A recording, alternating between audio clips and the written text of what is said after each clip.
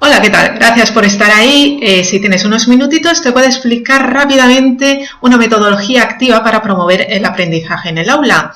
Mi nombre es Paula y la metodología que te voy a explicar es bueno, mal, interesante, lo que se conoce en inglés como plus, minus, interesting, el PMI. Es una metodología que se usa tanto para el aprendizaje e incluso para resolver problemas en ámbitos profesionales. Bueno, pues voy allá. Pues como te decía, si eres profe, sí, pues esto te puede interesar. Es una estrategia que se puede aplicar muy cómodamente en cualquier materia. Entonces, lo que es el PMI o bueno, mal, interesante, es una estrategia que ayuda a desarrollar el pensamiento crítico y creativo de nuestros alumnos y fue creada por Edward Bono. Edward Bono, que nació en 1933, es un psicólogo y escritor. Su campo de estudio ha sido el pensamiento, concretamente el pensamiento lateral, para ayudar a ser más creativos y solucionar problemas usando muchas estrategias. Entonces es un creador infinito de muchos métodos y tiene infinidad de libros.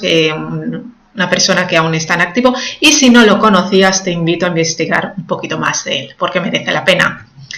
El PMI, ¿qué se genera con el PMI? Pues se generan múltiples argumentos válidos sobre cualquier tema, propicia diálogos enriquecedores dentro del aula. Lo que es muy importante, se dedica tiempo para pensar, que hoy en día de tiempo disponemos muy poco y parece que todo tiene que ser inmediato.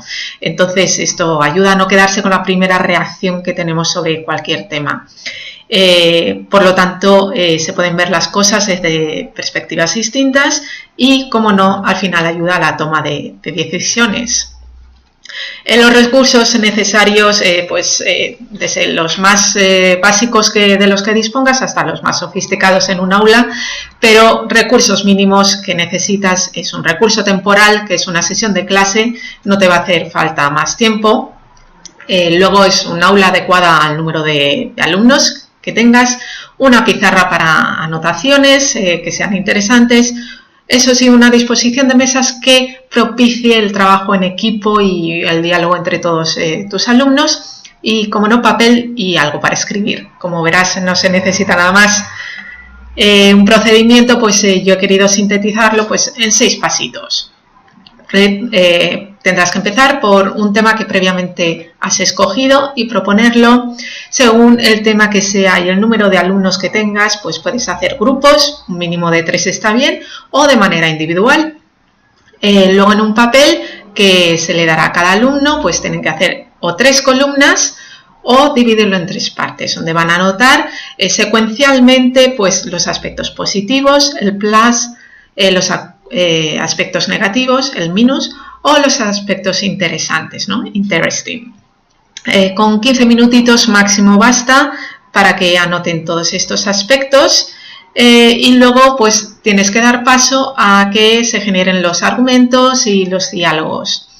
Al final te aconsejo que dejes ese tiempo para que saquen conclusiones válidas que les puedan servir para seguir con ese tema y avanzar en otros conocimientos.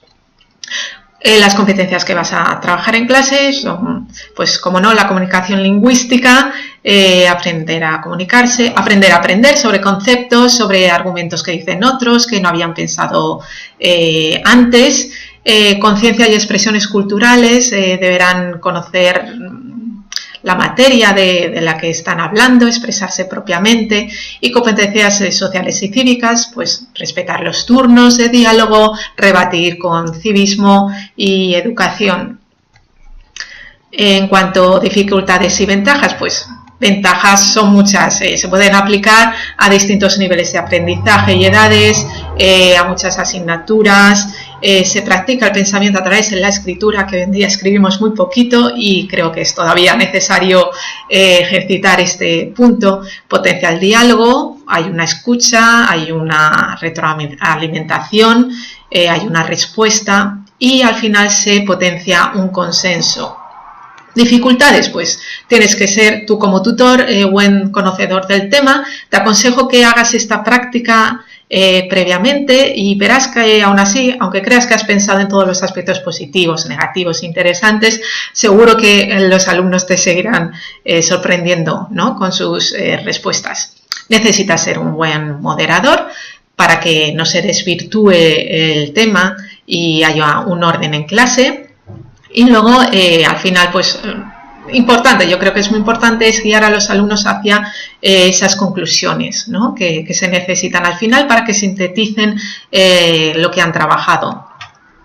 Casos prácticos, pues te pongo dos casos. Uno, pues por ejemplo, una asignatura en sexto de primaria, la nutrición. Pues a lo mejor como aspecto bueno, una correcta nutrición aporta energía o aporta defensas. Como aspectos malos, pues una mala nutrición puede provocar obesidad o puede crear deficiencias en nuestro organismo. ¿Y qué es interesante? Pues sería la manera en que se combinan los alimentos o cómo cocinar los alimentos, ¿no? Otro caso, una toma de decisión de aula, ¿no? Pues, por ejemplo, cuarto de la ESO, el tema viaje de fin de curso. Pues, ¿qué sería bueno?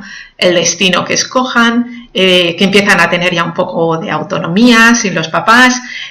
Malo, pues a lo mejor el coste o problemas en ponerse de acuerdo. Interesante, pues podría ser pues el primer viaje en grupo que hacen de muchos días o cómo gestionar esa autonomía de la que van a poseer, ¿no? Pues estos son dos casos prácticos, uno pues que te he querido exponer, ¿no? Como verás, distintos niveles, esto de primaria, cuarto de la ESO, una asignatura o una toma de decisión que se necesita tomar en el aula. Conclusión, pues simplemente recuerda que Edward Bono fue quien lo creó, ya te he dicho que te invito a investigar más acerca de él. Entrena el pensamiento crítico y creativo de los alumnos, se puede aplicar a muchas materias y es eficaz para la toma de decisiones. Basta con tener unos recursos mínimos en el aula, en 6 pasitos lo puedes ejecutar y espero que haga tus clases más participativas y dinámicas. Bueno, pues eso es todo, gracias por escucharme, espero que haya sido de ayuda y que lo pongas en práctica.